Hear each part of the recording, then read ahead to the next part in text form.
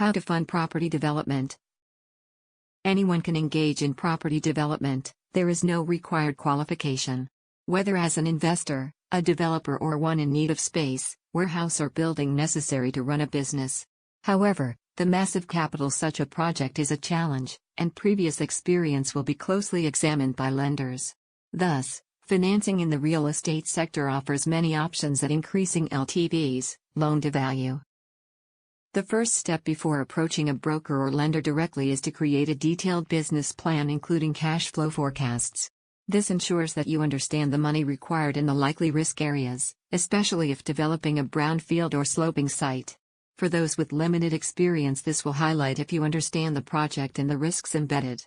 Our recommendation for new developers is to either hold a large cash buffer or to de-risk the development by having fixed-price contracts with a building firm that has a long track record building similar properties.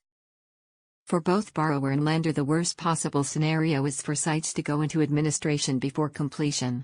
This usually results in large losses to lenders and a complete write-down of equity and potentially insolvency of the borrower where guarantees are provided. Loan types. Senior loans.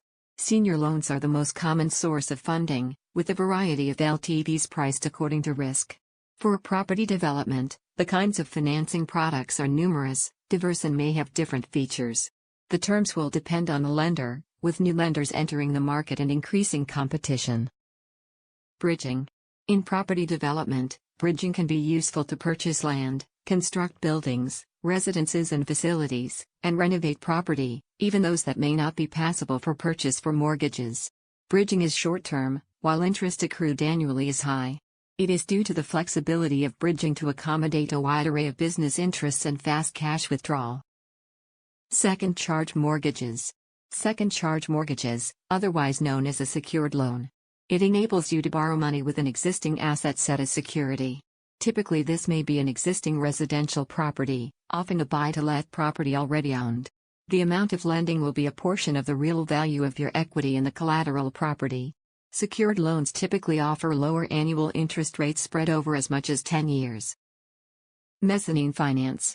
Mezzanine financing is a hybrid of debt and equity. It likens debt capital in that it provides the lending party with the right to access ownership or equity interest in the company if the loan is not paid back fully and on a timely basis.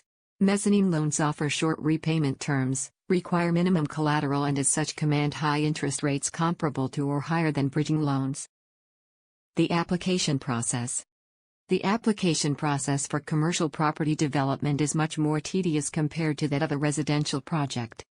Among the details the lender will request from you are site description and zoning, architecture and design, a breakdown of the total estimated cost, projected sales figures with a profit margin, targeted completion dates of each stage of development through the finish, financial stability of the developer, the equity available, the borrower's experience as a developer or investor, the strength of your exit plan. Angel investors and venture capitalists. As lenders take into account your track record, getting a loan application for property development may be challenging when you're a newbie in the business. You may then consider turning to private lenders such as so-called angel investors and venture capitalists who have the cash but do not have either the expertise or interest to work on a business plan to put forward in the market. While an angel investor can be considered anyone who has the risk appetite to invest in firms deemed with high growth potential, venture capitalists do the same but with a more substantial capital flow that derives from investment companies, large corporations and pension funds. So where funding for angel investors go by the thousands, that of venture capitalists can run up to millions. Angel investors and venture capitalists pour investments in exchange for equity in the business. When choosing the business plans worth their support, angel investors also factor in the societal and environmental innovations which are becoming primary considerations in property development nowadays. Government funding. If you're looking at developing a community with affordable residences, you may seek support from the government, which has a program allotted primarily for this purpose. The programs may vary on whether you are in England or Wales. Among the UK's ongoing programs is the Affordable Homes Programme 2016-21, wherein government shells out £4.7 billion to subsidise the development of new shared ownership homes or other affordable homes in England during the 6 years. The UK has also launched the Home Building Fund, HBF, which provides a £3 billion flexible financing facility accessible to small and large-scale builders and developers, custom builders and regeneration specialists. The HBF lends between £250,000 and £250 million and offers smaller loans considered for innovative housing solutions and service plots for custom builders. An HBF contract operates for 5 years for development finance and 20 years for infrastructure borrowing. Partner with another developer. If you're a starter, consider tying up with a reputable small-scale residential developer in a project the two of you would co-finance. You can serve as a junior developer learning from a more senior one.